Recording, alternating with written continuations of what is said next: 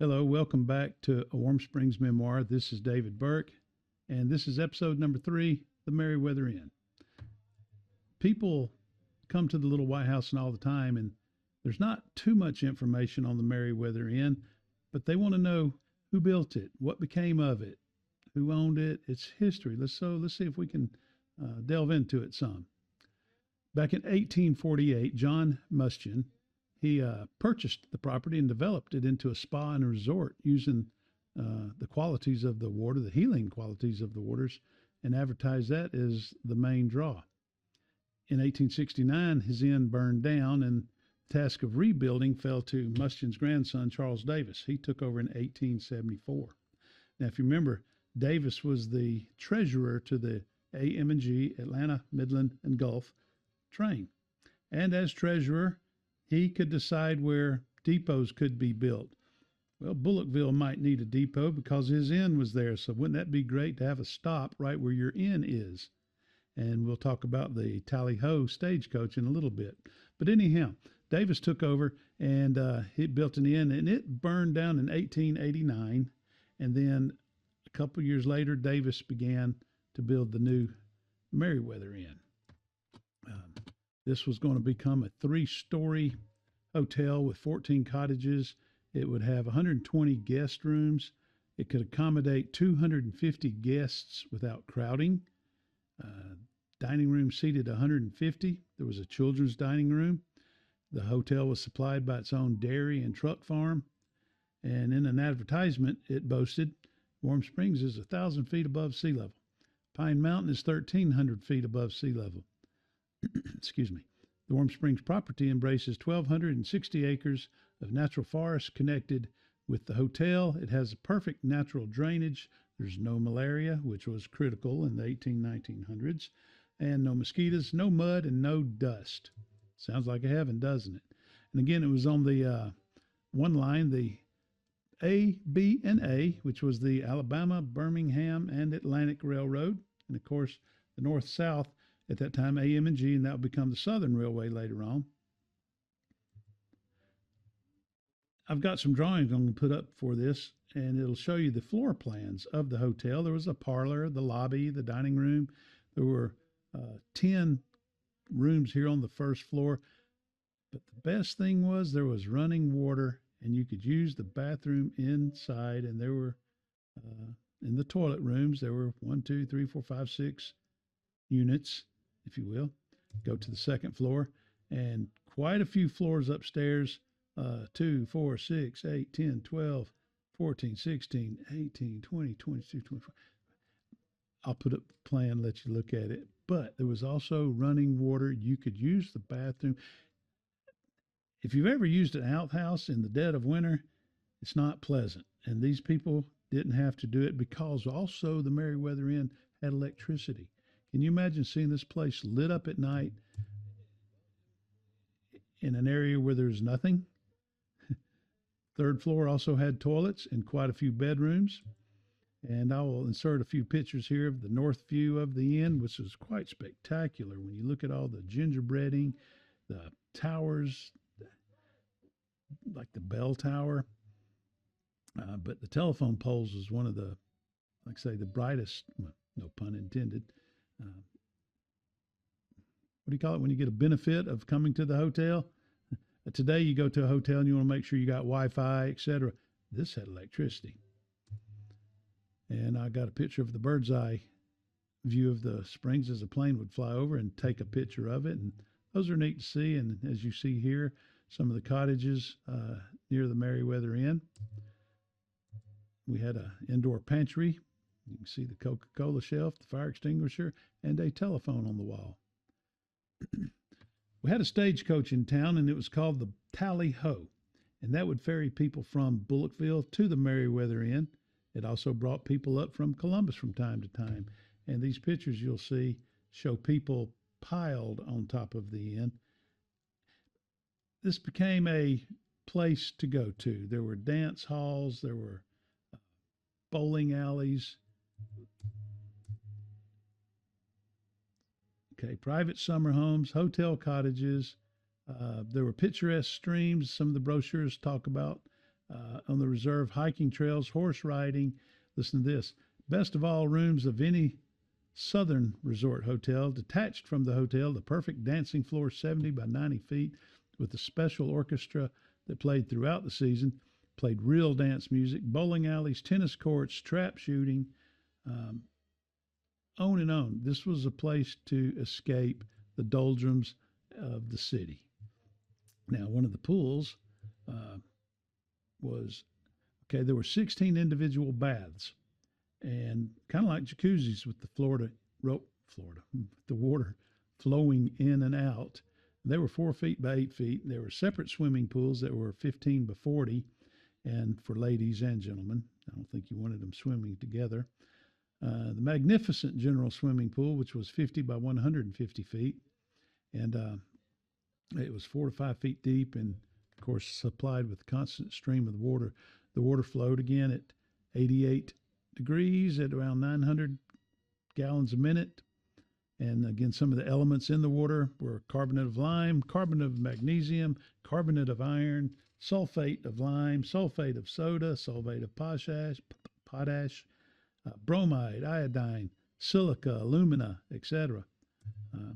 So again, you already know it's a special water. We talked about that last week. In 1911, the Meriwether Inn now is starting to deteriorate, and it's taken under a new manager, T.B. Slade. He'll be the proprietor, and he advertised heavily with the Southern Railway, put out brochures in all the depots to make sure people could know about the place, because in the advent of the automobile, people started going to other places. People from Macon may go to the coast or may go to Florida, or people from Atlanta may head north to the mountain. The automobile allowed more freedom to travel. So all these brochures went out to places like East Point, Jonesboro, Fairburn, Cuthbert, Columbus, Marshallville, Montezuma, Oglethorpe, etc., trying to advertise to get people to come here to the resort, because it was a great place for children and guests alike. After T.B. Slade, the property went back to Georgia Mustian Wilkins, and this was the niece of Charles Davis, who was, of course, the grandson of John L. Mustian. And she agreed to lease the inn and the properties to Tom Loyalist and George Foster Peabody. And in 1921, they boasted entirely new management, and they had some beautiful postcards going out. The big public pool is now enlarged to become the Tea Pool, and it was a popular place with just dozens of people coming to it year round. And again, how did Roosevelt hear about the Springs? Well, that was the fall of 24 when he came down here. But if you go back, a man named Louis Joseph, he was a polio victim, and he had a family resort here, a family cottage here on the reserve, and he was practically helpless. He had to be helped into the pool each day, but he quickly found that he could move his limbs in the water, and by persistent effort, exercise, he increased their strength. And at the end of the third summer, he was able to walk once more without braces and with the aid of only one cane. And that caught the eye of Loyalists and Peabody, because why? They needed money. And so they put two and two together. Roosevelt had polio. Roosevelt had money. Let's get him down here, and maybe he can invest in this, and we can fix the place up. Well, Roosevelt, of course, arrived on October 3rd, 1924, and that's kind of a monumental date in American history, because his life is now going to be different forever. The next day, on the 4th of October, he took a swim for the first time. And you remember I told you about a newspaper article that went out in 1924. It said, Roosevelt will swim to health. And that was from the Atlanta Journal, and it was syndicated nationally. And again, unbeknownst to FDR, polios across the country saw this with interest, and those that could were shipped. You didn't ride a passenger train, but you rode in the back with the peanut butter to Warm Springs. And when Roosevelt got here in 25, again, he wasn't looking for any help or any people wanting help. He just wanted to come and get better like Louis Joseph did. But he took another route because of the people that were arriving. He then became, as I said, Doc Roosevelt. Younger children called him Rosie, and got pictures of those first patients swimming in the springs. And now the Meriwether Inn is taking on a new purpose because the tourists aren't comfortable being here, so they left. And in 1926, Roosevelt, using 2/3 of his personal wealth, $195,000, he bought the Meriwether Inn, 27 cottages, and the warm springs from Georgia Wilkins. And 1927, Roosevelt went on with his law partner, Basil O'Connor, and they founded the Georgia Warm Springs Foundation, and that's the world's first treatment center for those for the after effects of those with infantile paralysis. In other words, rehabilitation. There were no ramps at the hotel, though. It was a 3-story monster, and again, it's nearly rotten by the late 1920s because pine wood in construction projects built in the 1800s, 30 years later, there's no treated lumber. It's starting to deteriorate. There's going to be roaches. There's going to be termites. There's going to be carpenter bees, probably by the millions. The place is getting chewed up, literally. But there are pictures of ramps, and the patients use their wheelchairs to go up these ramps, and they could only go to the first floor. Some that could walk unaided could go to the second floor, perhaps. But the physios that were coming in and starting their new sciences of therapies, they would sleep in the second and third floors as well. And I've got a picture of Cottage Row I want to show you that you'll see ramps are now put in all the cottages. Patients will stay in the cottages. They'll develop exercise areas in front of the cottages, all connecting them by a long sidewalk up to the Meriwether Inn. You'll see a picture here with FDR working out with Fred Botts behind him and on the walking in the walking court. Roosevelt's purpose, though, was to get back into politics. So he is trying his best to walk again. He will never walk unaided again, but the public saw him with just canes and crutches, and perceptions are realities. He didn't deny that he was cured at Warm Springs. He didn't deny that he couldn't walk. So on October 2nd, he left Warm Springs as the nominee for governor of New York and was elected governor. Al Smith was the Democratic nominee that Roosevelt nominated, but of course he lost to Hoover, and you know what's about to happen. The Great Depression will happen in 1929, but meanwhile, Roosevelt, who's patient number 1, returned to Warm Springs in November of 28, and they held their first Thanksgiving dinner party here. They called it Founders Day, and the pools that were built in 1928 were a gift from Edsel Ford, and it was a glass enclosed pool that we talked about in an earlier episode, and had indoor heated air, and Roosevelt dedicated the pool, and that evening they held their first Founders Day up there at the Meriwether Inn, and you'll see pictures of Roosevelt sitting with the children. Mary Hudson Veeder, who was a physio here, she wrote in her diary, she said, at one Thanksgiving dinner, when Roosevelt carved the turkey, Virginia Pond at the left and little Arthur Carpenter on the right, the children drew names for the honor of sitting beside the president. Roosevelt gave his first campaign address running for president in the winter of 1932, early spring, and at the same time, he's building his cottage over there on the side of the mountain that got nicknamed the Little White House at that time, and he's about to leave Warm Springs. He'll give the Oglethorpe address, which is a great commencement speech. What do you tell 500 students at the height of the Great Depression? That there's going to be jobs. But he made a statement. He said, we have to make bold, persistent action. I'm paraphrasing this, but you got to try something. Experiment, try something. If it fails, admit it, but try something. And there you'll see the seeds of the New Deal taking shape in his head. Excuse me. As the Meriwether Inn began to deteriorate more and more, the floors began to sink, and they've got a problem. So they made up their mind to build a new reception area, a new focal point to the inn, and replace the inn. And again, Mary Hudson Veeder in her journal wrote, here's a picture of Georgia Hall being built. They didn't tear the inn down until after Georgia Hall was built. They needed the inn and the dining room We were living up on the third floor when they first started building Georgia Hall. There was a basement to it, and it was solid rock. And they said, no, you can't go blasting because if you do, you'll ruin the water. So they had to drill all night long, and it went through us. It was fantastic, but nobody complained. And then they dedicated Georgia Hall in 1933, and by doing wheelchair square dances.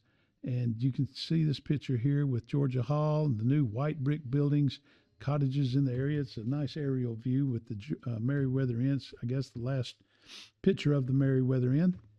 And then they disassembled it because they could use some of the good wood for other projects, other buildings, other local cottages if people needed the lumber, from my understanding. She wrote, the Meriwether Inn with its gingerbread coming down, Gus Ginnerich then laid the marble stone to mark where the inn used to be out behind Georgia Hall. And they did. They laid one out, and I'll read that to you in a minute. But in Roosevelt's Thanksgiving address in November of 33, he went on to explain why the Meriwether Inn is no more. But he always did this at Thanksgiving. He would talk about how fond he was of the memories that occurred there and the progress that was going on and what they looked for in the future. He said, I don't know what number of party this is, the 8th or 9th or something like that, but I go back to the days when there was Fred Botts and 2 or 3 other people here for Thanksgiving, when we had our Thanksgiving party down in what we call the Wreck, talking about the Meriwether Inn. I don't know that it's even called the Wreck nowadays, but then I go back to the time in 1927 when a lot of you people were in the front part of the room here, were not even born, centuries ago, generations ago, in the days of your fathers and mothers. In 1928, we had 80 people here at Thanksgiving party, when in 1929, we got up to 102. We all cheered. In 1930, I think it was, in that first year of the Great Depression, we passed the 200 mark, and in 1931, we got up to 270 people. He continues, in 1932, 310 people. And it was so many people that the old dining room sank 3 inches, and largely because of the fact that Arthur Carpenter got cold feet. Arthur Carpenter said, we will never have another Thanksgiving in that old dining room, and he was right. He was a prophet, and we will never have another here, thank God, that this is why we are here tonight. We are here because we made up our minds that a year ago we would never have another Thanksgiving party in that dangerous old dining room. Georgia Hall. It's a beautiful brick building today. But Roosevelt went on. He said, last week we had a party here christening this hall, Georgia Hall. And I said then what I'm going to repeat now, except the bare outline of the fact that we would not, any of us, be here tonight unless this section of Georgia and the state of Georgia had not only welcomed us with open arms, but had done everything they could to assist us in our work. So now the campus has taken over the Georgia Hall. It's no longer a tourist resort, or it's no longer a rundown wooden building, but it's brick buildings. They were all painted white. And again, it looked like a gym in this area. And Georgia Hall took over the old fire trap with marble floors, golden chandeliers, a large dining room, marble floors in there as well.